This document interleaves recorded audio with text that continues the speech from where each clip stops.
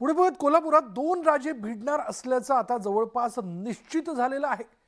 महाविकास आघाडीनं शाहू महाराजांचं नाव पुढे केल्यानं भाजपनं समरजित सिंग घाटगेंना शिवसेनेकडून मैदानात उतरवण्याची तयारी सुरू केली आहे।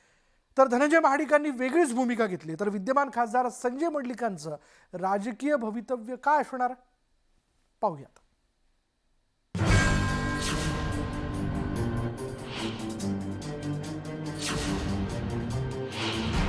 महाविकास आघाडीनं शाहू महाराज यांचं नाव लोकसभेसाठी पुढे करत मोठी राजकीय खेळी केली आणि महायुतीची कोंडीही। शाहू महाराज आणि राजघराण्याला मानणारा मोठा वर्ग कोल्हापुरात आहे। परिणामी शाहू महाराज यांच्यावर राजकीय आरोप करून निवडणूक लढणं शक्य होणार नव्हतं।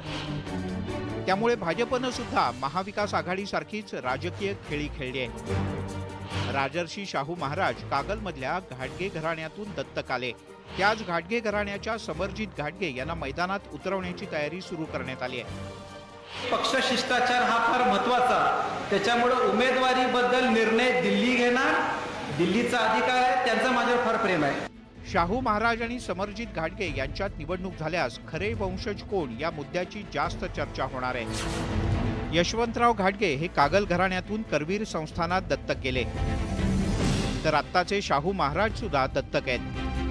त्यामुळे रयतेचे राजे असलेले शाहू महाराज यांचे रक्ताचे वंशज असल्याचं सांगत समरजित घाटगे मैदानात उतरतील अशी शक्यता आहे। त्यामुळे याच मुद्द्यावरून निवडणूक होण्याची शक्यता आहे।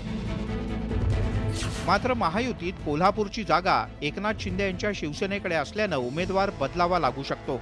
यासाठी विद्यमान खासदार संजय मंडलिक यांना विधान परिषद देण्याची चर्चा सुरू झाली आहे। याच रणनीतीचा भाग म्हणून समरजित घाटगे यांना शिवसेनेच्या धनुष्यबाणावर लढवण्याची खेळी केली जाऊ शकते। मात्र खासदार धनंजय महाडिक यांनी या चर्चेला छेद देत सस्पेन्स कायम ठेवलाय। अजूनपर्यंत तशी कुठलीही सूचना आमच्या भारतीय जनता पार्टीच्या प्रदेश अध्यक्षांकडून किंवा कुठल्याही नेतेमंडळींच्याकडून आलेली नाही। मी नेहमी सांगत आलेलो आहे, भारतीय जनता पार्टीबरोबर आज राज्यामध्ये एकनाथ शिंदे साहेबांची शिवसेना आणि अजितदादांचे राष्ट्रवादी हे एकत्रितरित्या या राज्यामध्ये सरकार चालवत आहेत। त्यांच्या ज्या वाटाघाटी झालेल्या आहेत त्याची माहिती अजून आपल्याला कुठेही नाही आहे। कोल्हापूर मतदारसंघातील आगामी लोकसभेची निवडणूक राजघराण्यातल्या उमेदवारांच्यामुळे ऐतिहासिक ठरण्याची शक्यता निर्माण झाली आहे। लोकसभेचा खासदार नाही तर शाहू महाराज यांचे वारसदार कोण या वळणावर ही निवडणूक जाण्याची शक्यता नाकारता येत नाही। Bureau report, news 18 Lokmat.